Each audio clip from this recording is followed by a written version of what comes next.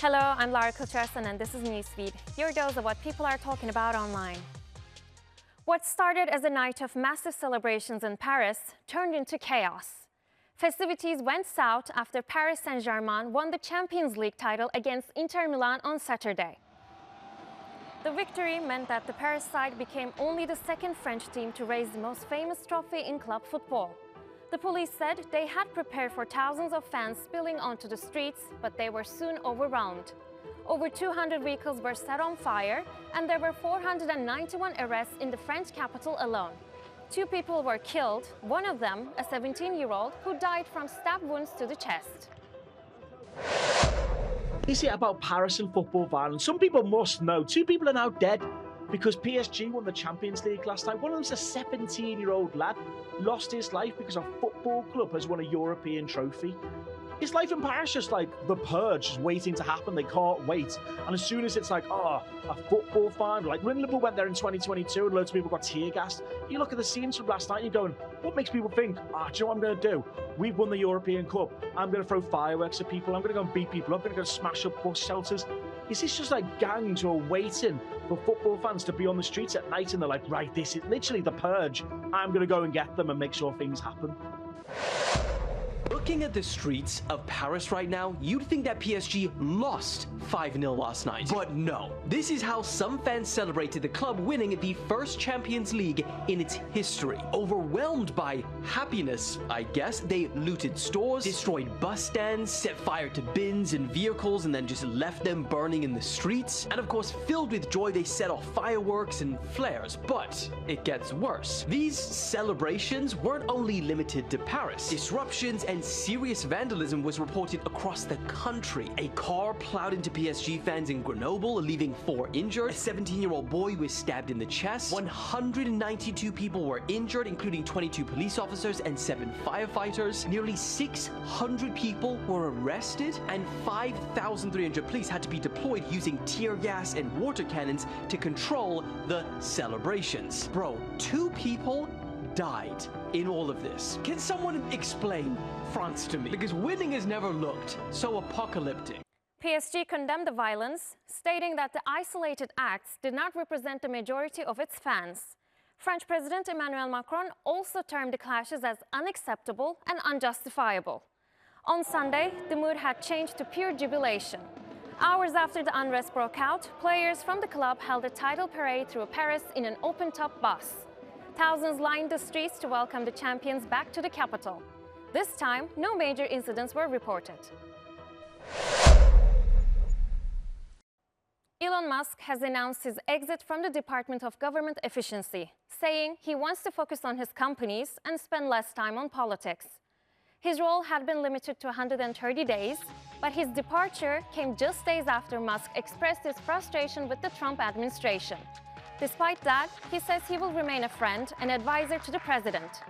During his term at Doge, Musk cut thousands of jobs and faced a backlash from the public and his company's shareholders. Many believe that Musk left behind a mess and reduced services despite promising efficiency. Doge's goal was to save $2 trillion, but it hasn't come anywhere close to that. Of course, it wouldn't have been Musk if there were no awkward moments on his last day. He showed up at the Oval Office send-off with a black eye. Is your eye okay? What happened to your eye? I noticed there's a bruise there. Well, it wasn't. I wasn't anywhere near France, so. What does that mean? No, I didn't notice his First Lady of France. I didn't notice. Yeah, no, I was just horsing around with little X, and I said, go ahead, punch me in the face, and he did. Turns out even a 5-year-old punching you in the face actually is... That was X that did? Yeah. X could do it. If you knew X, you could do it. I saw his mom right now. Meanwhile, the New York Times came forward with serious allegations about Elon Musk. The paper claims he was using drugs during President Donald Trump's 2024 presidential campaign. Musk has denied the allegations with a post on his social media site X, though he has admitted to using prescription ketamine several years ago. Shell New York Times article detailing Elon Musk's deep and intense drug use during the Trump campaign and while he was in the White House. Mr. Musk's drug use, his consumption, was well beyond occasional use.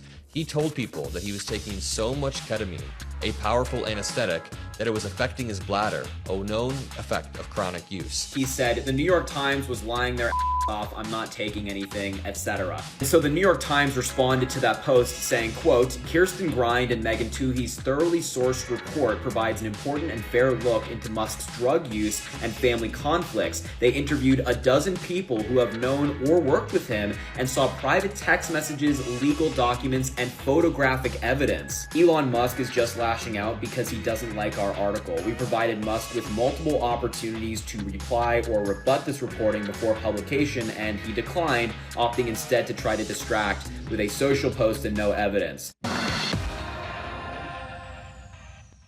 As the academic year wraps up, foreign students at American universities are grappling with whether they should stay put or travel back home with the risk of having their visas revoked. I think a lot of people are scared. I think a lot of people are genuinely, I think the uncertainty is very scary, and I think there's already enough uncertainty when you're a college student and you're trying to figure out what you're going to do for the rest of your life. And compounded upon that is this idea of you can have your visa revoked for pretty much, nothing, or pretty much like a little thing, or unpaid parking ticket or something like that, right? So I think for a lot of our international students, they feel scared, and that actually has tangibly impacted the way that we do our work, in the sense of, we have international students who have written op-eds, pro-Palestine op-eds, maybe stuff that's more critical of the Trump administration, and those students are genuinely coming to us and they're saying, hey, what is sort of the way that we can sort of approach this so I can continue my education, and we can sort of minimize the amount of risk that I'm facing? We've had international students say, hey, can I take my name off of this op-ed? Can I, have this quote removed? And those are things that we've had to sort of deal with way more than we've ever had to deal with them in the past. Institutions are trying to help out by extending campus accommodation over the summer break. Some are also providing legal aid, while other students are advising their peers to post pro-America messages on social media. The Trump administration believes universities are too liberal and turn a blind eye to anti-Semitism. While judges are pushing back, foreign students remain in limbo. Staying in the US could be expensive, but not being able to return could cost them their dreams.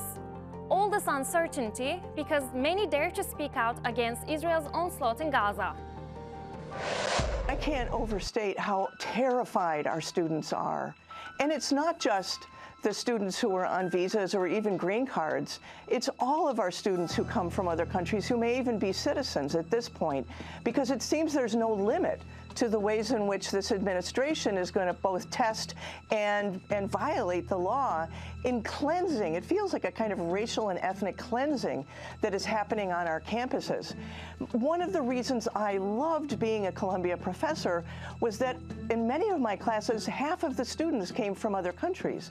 They brought their experiences, their wisdom, other notions of other legal systems, other cultures into the classroom, and it made it such a rich learning environment. I learned so much from them. And when I talk to my colleagues now, I'm not teaching anymore, but I'm hearing that those students are not saying a word. And some of them are not even coming onto campus anymore because they're afraid of getting nabbed. She's finally shaking it off. Taylor Swift has officially reclaimed ownership of her first 6 albums after buying them back for $360 million. It's a seismic moment for the star herself, Swifties, and the entire music industry. All of the music I've ever made now belongs to me, Swift announced on her website and social media platforms, calling the moment a dream come true and admitting she's been bursting into tears of joy since hearing the news. The emotional victory closes a 5-year chapter in a very public battle that began in 2019 when music manager Scooter Braun bought Swift's former label Big Machine Records. The deal gave him control of her master recordings from her debut album Taylor Swift through Reputation. Unregulated world of private equity coming in and buying up our music as if it is real estate, as if it's an app or a shoe line. This just happened to me without my approval, consultation, or consent. After I was denied the chance to purchase my music outright, my entire catalog was sold to Scooter Braun's Ithaca Holdings. To this day, none of these investors have ever bothered to contact me or my team directly to perform their due diligence on their investment.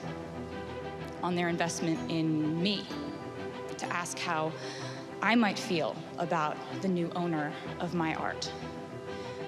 The music I wrote, the videos I created, photos of me, my handwriting, my album designs. Now, could you re-record? Oh, yeah.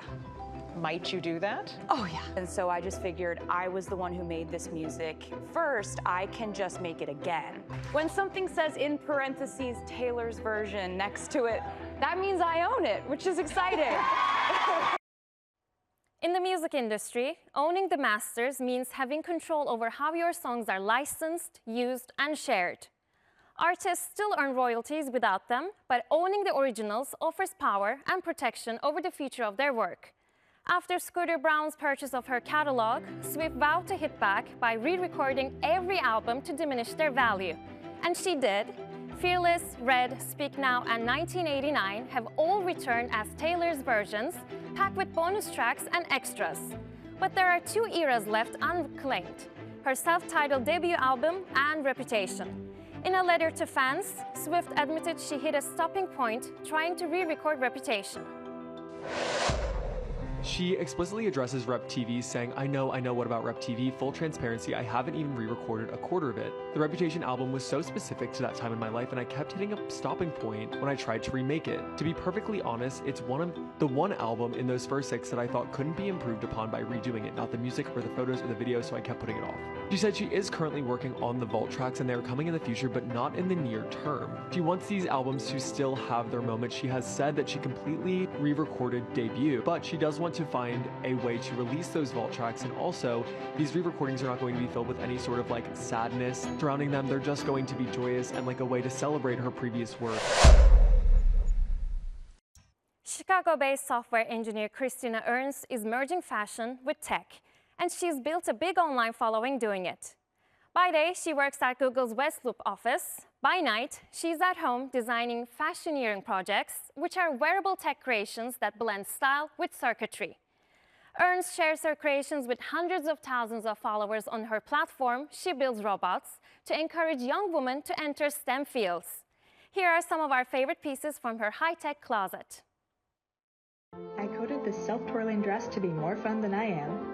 I'm Christina, and I combine fashion and engineering to make fashioneering.